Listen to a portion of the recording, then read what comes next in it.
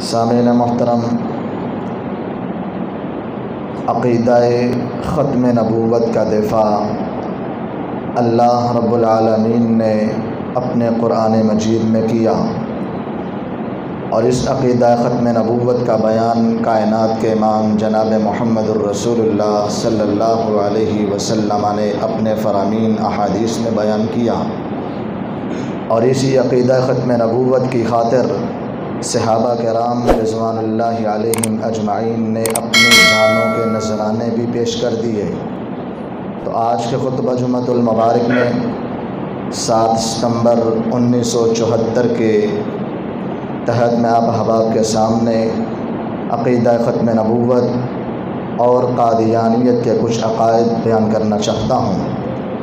میں اللہ رب العالمین سے دعا گو ہوں، مولا جب تک زندہ رکھے ہمیں عقیدہ توحید اور عقیدہ ختم نبوت پہ زندہ رکھنا۔ اللہ جب موت آئے تو عقیدہ ختم نبوت اور عقیدہ توحید ہمارے اندر موجود ہو، آمین یا رب العالمین۔ حضرات محترم، یہ ایک ایسی بات، ایسا عقیدہ، ایسا نظریہ ہے جس کا تذکرہ اللہ رب العالمین نے اپنے قرآن مجید میں فرمایا، ما کان محمد ابا احد من رجالکم ولکن رسول اللہ و خاتم النبیین۔ اللہ اپنے قرآن میں کہتے ہیں، لوگو محمد صلی اللہ علیہ وسلم تم مردوں میں سے کسی ایک کے باپ نہیں، لیکن محمد صلی اللہ علیہ وسلم خاتم النبیین ہیں، آخری نبی ہیں۔ قرآن مجید دوسرا مقام اللہ رب العالمین اعلان کرتے ہیں، قل یا ایھا الناس انی رسول اللہ الیکم جمیعا۔ اے نبی، آپ اپنے ختم نبوت کا اعلان کیجئے، آپ کہہ دیں، یا ایھا الناس انی رسول اللہ الیکم جمیعا، اے لوگو میں کائنات کا امام جناب محمد الرسول اللہ صلی اللہ علیہ وسلم تم تمام لوگوں کی طرف، قیامت تک کے آنے والے افراد کی طرف رسول بنا کر بھیجا گیا ہوں۔ میں کسی ایک شہر، ایک بستی، ایک صوبے، ایک قوم، قبیلے، کسی برادری اور کسی خاص ملک کے لیے نہیں ہوں، بلکہ میں نبی قیامت تک کے آنے والے تمام انسانوں کے لیے آخری پیغمبر بن کر آیا ہوں، میں خاتم النبیین ہوں۔ اور صرف انسانوں کے لیے نہیں، اللہ رب العالمین نے قرآن مجید میں ایک اور مقام پر اعلان فرمایا، وما ارسلناک الا رحمتا للعالمین۔ اے نبی، ہم نے آپ کو تمام جہانوں کے لیے رحمت بنا کر بھیجا ہے۔ میرے آقا انسانوں کے لیے، جانوروں کے لیے، حیوانوں کے لیے، امت کے لیے، تمام کے تمام لوگوں کی طرف میرے نبی بن کر آئے، آقا رحمت للعالمین بن کر آئے۔ قرآن مجید ایک اور مقام پہ اللہ فرماتے ہیں، وما ارسلناک الا کافۃ للناس۔ اے نبی، ہم نے آپ کو تمام لوگوں کے لیے نبی بنا کر بھیجا ہے۔ آپ کی نبوت عالمگیر نبوت ہے، آپ کی نبوت ختم نبوت ہے، اور آقا کائنات جناب محمد الرسول اللہ صلی اللہ علیہ وسلم نے بھی اپنے احکامات میں، اپنی احادیث میں اپنے ختم نبوت کا تذکرہ کیا۔ میرے آقا نے فرمایا، سیکون فی امتی 30 کذابون دجالون کلہم یزعم انہ نبی۔ لوگو میرے اس دنیا سے رخصت ہونے کے بعد میری امت میں 30 کذاب آئیں گے، 30 جھوٹے آئیں گے، 30 دجال آئیں گے، اور ان میں سے ہر ایک دعویٰ کرے گا، ہر ایک اپنے بات کا اعلان کرے گا، انہ نبی، کہ میں نبی ہوں، میں نبی ہوں۔ میری امت میں میرے بعد 30 لوگ آئیں گے جو نبوت کا دعویٰ کریں گے، لیکن لوگوں یاد رکھ لینا، کائنات کا امام بتلا کر جا رہا ہے، میرے بعد جو بھی نبوت کا دعویٰ کرے گا کلہم سارے کے سارے دعویٰ کرنے والے، کذابون دجالون وہ جھوٹے ہوں گے، مکار ہوں گے، دجال ہوں گے، کوئی بھی میرے بعد نبی نہیں آ سکتا۔ حقیقت حال یہ ہے انا خاتم النبیین لا نبی بعدی، میں نبی آخری نبی ہوں، میرے بعد کوئی نبی نہیں آنے والا۔ اور احادیث کی ایک کتاب طبرانی کے اندر صحیح سند کے ساتھ روایت موجود ہے، اللہ کے نبی علیہ الصلاۃ والسلام نے فرمایا انہ لا نبی بعدی ولا امت بعدکم، اے میرے صحابہ اس میں کوئی شک نہیں ہے، میں تمہیں پورے وثوق کے ساتھ بات بتا رہا ہوں کہ میں محمد صلی اللہ علیہ وسلم کے بعد تمہارے اندر کوئی نبی نہیں آئے گا۔ لا نبی بعدی، میرے بعد کوئی نبی نہیں آئے گا، ولا امت بعدکم، اور ساتھ یہ بات بھی یاد رکھ لو تمہارے بعد کوئی امت بھی نہیں آئے گی۔ جس طرح میں کائنات کا امام، انبیاء میں سے آخری نبی ہوں، خاتم النبیین ہوں، اسی طرح تم بھی میری آخری امت ہو، تمہارے بعد کوئی امت نہیں آئے گی۔ جس طرح میں آخری نبی، تم آخری امتی۔ اور ہم اللہ کا شکر ادا کرتے ہیں، اللہ تیرا شکر ہے، ہمیں فخر ہے، ہمیں خوشی ہے کہ تو نے ہمیں آخری نبی جناب محمد صلی اللہ علیہ وسلم کا امتی بنایا۔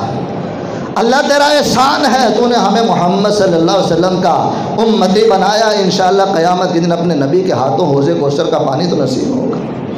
میرے نبی اپنے احادیث میں اپنے ختم نبوت کا بیان کر کے گئے، اور یہ ایسا عقیدہ ہے جس کے دفاع کی خاطر صحابہ کرام رضوان اللہ علیہم اجمعین اپنے جانوں کے نذرانے پیش کر کے اپنے لیے سعادت اور فخر سمجھا کرتے تھے۔ اللہ کے نبی علیہ الصلوۃ والسلام کے دور میں بھی مسیلمہ کذاب، جس نے نبوت کا دعویٰ کیا تھا، 10 ہجری کے اندر جب میرے آقا بیمار ہوئے، اس دنیا فانی سے رخصت ہونے والے تھے، اس مسیلمہ کذاب نے نبی علیہ الصلوۃ والسلام کے ساتھ آ کر گفت و شنید کرنا شروع کی، بات کرنا چاہی کہ میں نبی کائنات جناب محمد صلی اللہ علیہ وسلم سے بات کرنا چاہتا ہوں کہ آپ میرے ساتھ معاہدہ طے کر لیں کہ مجھے بھی اپنی نبوت میں شیئر کر لیں، آدھی نبوت آپ لے لیں، آدھی مجھے دے دیں، آدھی نبوت کے آپ وارث بن جائیں، آدھی نبوت کے میں وارث بن جاتا ہوں۔ جب اس کو اس بات پر کوئی مثبت جواب نہ ملا، اس نے کہا کہ میرے لیے یہی اعلان کر دیا جائے کہ محمد صلی اللہ علیہ وسلم کے اس دنیا سے رخصت ہونے کے بعد ہی مجھے نبوت مل جائے۔ میرے آقا نے اس جھوٹے نبوت کے دعوے دار سے بات کرنا بھی گوارا نہ کی۔ کائنات کے امام نے اپنے صحابی ثابت بن قیس بن ثابت رضی اللہ تعالیٰ عنہ کو بھیجا کہ جاؤ مسیلمہ کذاب سے بات کرو، کیونکہ میرے آقا اس نبوت کے جھوٹے دعوے دار سے بات بھی نہیں کرنا چاہتے تھے۔ اور قیس بن ثابت رضی اللہ تعالیٰ عنہ وہ صحابی ہیں جن کی آواز بہت بلند تھی۔ جب رب ذوالجلال نے قرآن مجید میں آیت مبارکہ نازل کی، یا ایھا الذین آمنوا لا ترفعوا اصواتکم فوق صوت النبی ولا تجهروا له بالقول كجهر بعضكم لبعض ان تحبط اعمالكم وانتم لا تشعرون، لوگوں اپنی آواز کو نبی کی آواز سے بلند نہ کرنا، اگر تمہاری آوازیں آقا کی آواز سے بلند ہو گئی تو رب ذوالجلال تمہارے اعمال کو برباد کر دے گا، ضائع کر دے گا۔ یہ قیس بن ثابت رضی اللہ تعالیٰ عنہ صحابی رسول کی آواز ذرا بلند تھی، قرآن کی آیت کو سنا، گھر میں پریشان ہو کے بیٹھ گئے، اگر میں نبی کی مجلس میں گیا میری آواز بلند ہوگی، کہیں رب ذوالجلال میری اعمال کو نیکیوں کو ضائع نہ کر دیں۔ یہ بلند آواز والے صحابی کو کائنات کے امام نے مسیلمہ کذاب سے بات کرنے کے لیے بھیجا کہ جو جھوٹا نبوت کا دعوے دار ہے اس کے سامنے آہستہ آواز میں بات نہیں کی جا سکتی، اس کے سامنے دھیما نہیں ہوا جا سکتا۔ نبوت کا دفاع کرنے کے لیے، ختم نبوت کے دفاع کے لیے اپنی آوازوں کو بلند کرنا ہوگا، ختم نبوت کے لیے اپنے زبانوں کو کھولنا ہوگا، ختم نبوت کے دفاع کے لیے اپنی آواز کو اٹھانا ہوگا۔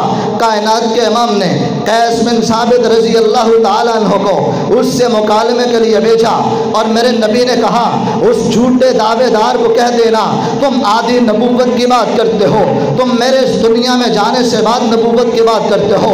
یاد رکھو کائنات کا امام تو تمہیں ایک تنکا بھی نبوت کا نہیں دینا چاہتے، کیونکہ میرے نبی کا فرمان ہے لا نبی شبادی۔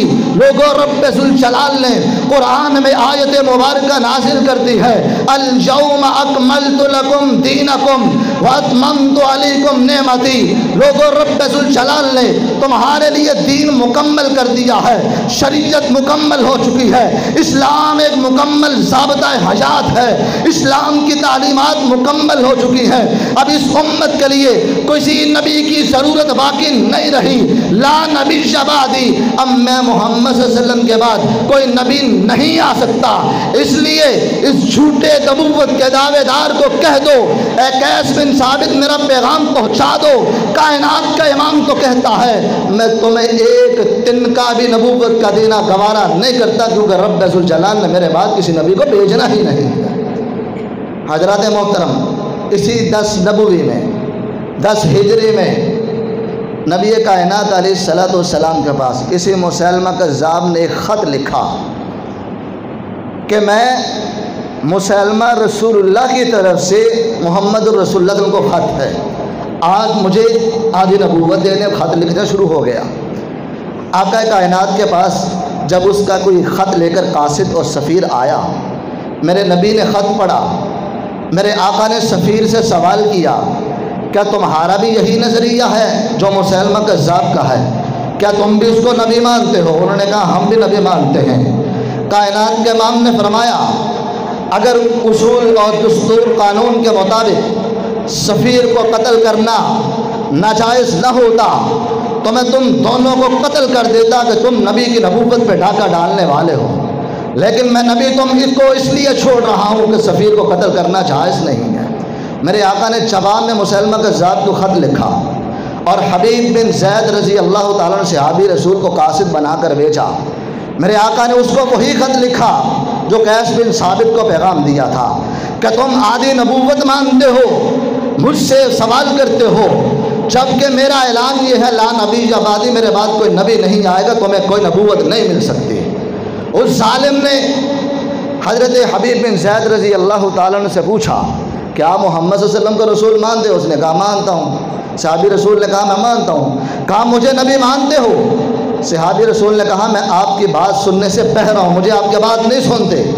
اس نے بار بار سوال کو دہرایا، اصرار کیا۔ صحابی رسول نے یہی جواب دیا میں آپ کی بات کو نہیں مانتا، مجھے آپ کی بات سنائی نہیں دیتی۔ گویا اس کو نبی نہیں مانا۔ اس ظالم نے، میرے نبی نے تو سفیر کو چھوڑ دیا تھا، قتل نہیں کیا، صحابی رسول کے جسم کا ٹکڑا کاٹا۔ کہا اب بتاؤ مانتے ہو کہ نہیں؟ صحابی رسول نے پھر بھی نہ مانا۔ آہستہ آہستہ ٹکڑے ٹکڑے کر کے جسم کا مسئلہ کیا گیا۔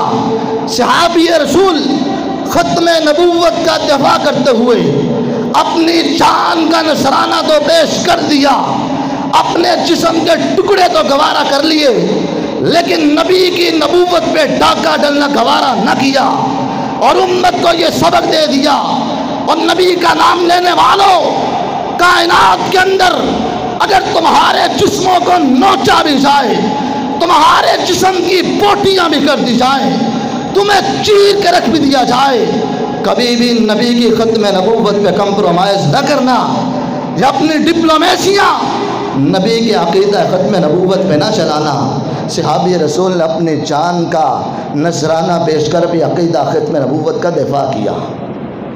اور اسی مسیلمہ کذاب سے جب حضرت ابو بکر رضی اللہ تعالیٰ کے دور میں جنگ جمامہ ہوتی ہے اور جس جنگ کے اندر حضرت خالد بن ولید رضی اللہ تعالیٰ لیڈر تھے، وحش بن حرب جنہوں نے سید الشہداء امیر حمزہ رضی اللہ تعالیٰ عنہ کو شہید کیا تھا، اور یہ بڑا جرم تھا، اور وہ اسلام قبول کرنے کے بعد اپنے اس جرم میں ہمیشہ پریشان رہتے تھے کہ میں نے کائنات کے امام کے چچا کو، قیامت تک کے آنے والے شہداء کے سردار کو میں نے شہید کیا ہے، کل قیامت کے دن اللہ کی عدالت میں کیا جواب دوں گا۔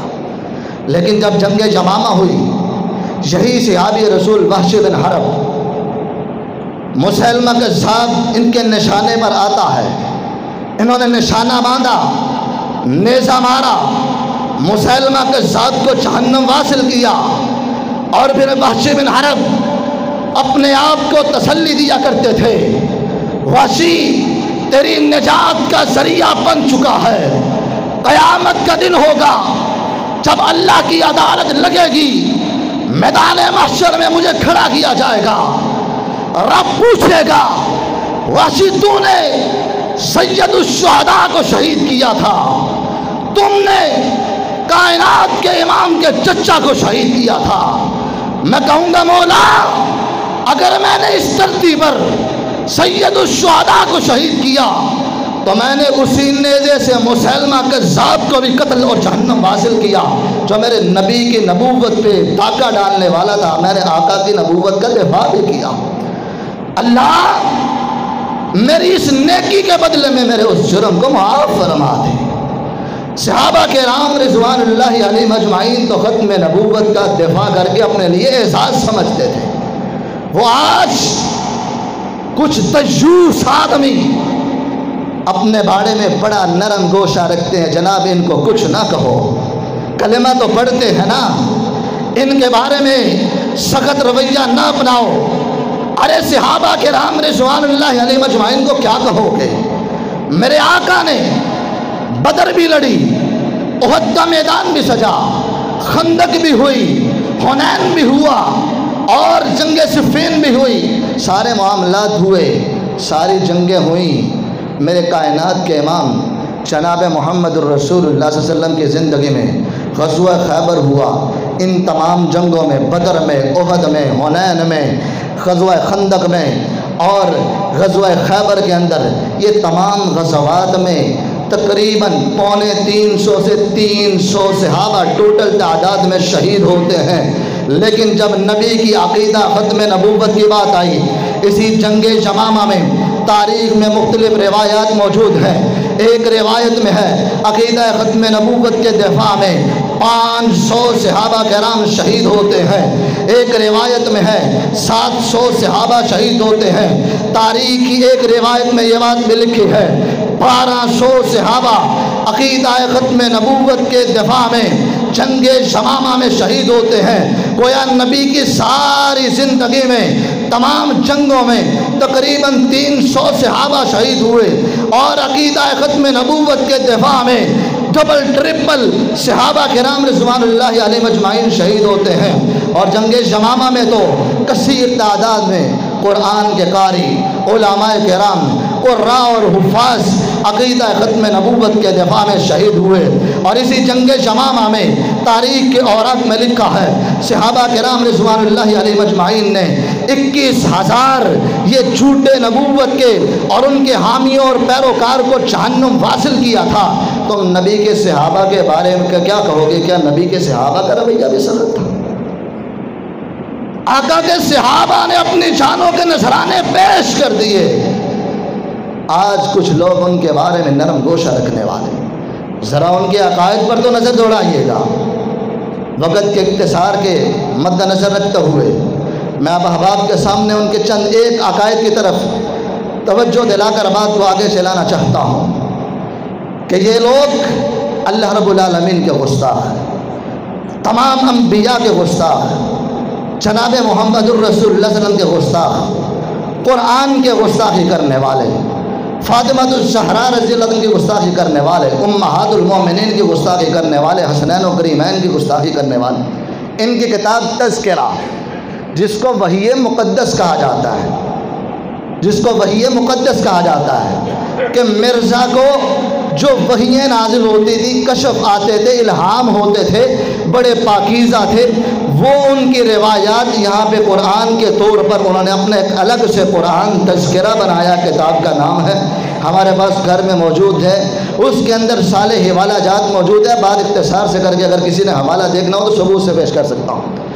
اللہ کی گستاخی کرتے ہوئے کہا، ایک جگہ پہ لکھتا ہے نعوذ باللہ ثم نعوذ باللہ کہ رب ذوالجلال، اللہ بھی غلطیاں کرتے، خامیاں ہیں اللہ کے اندر۔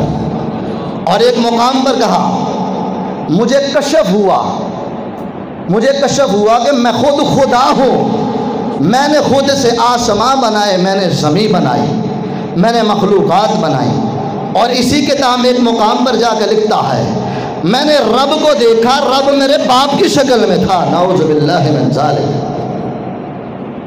اب یہ اللہ کے بارے میں عقائد، اس سے آگے بے تحاشا میں چند ایک مثالیں دے کر بات کو آگے چلاتا ہوں۔ نبی کائنات علیہ السلام کے بارے مرزا قادیانی کہتا ہے میں خود نبی ہوں۔ اگر کسی نے محمد صلی اللہ علیہ وسلم کو اصلی شکل میں اعلیٰ اکمل مکمل صورت میں دیکھنا ہو، میں قادیانی مرزا غلام احمد قادیانی کو دیکھ لو، میں ہی محمد صلی اللہ علیہ وسلم۔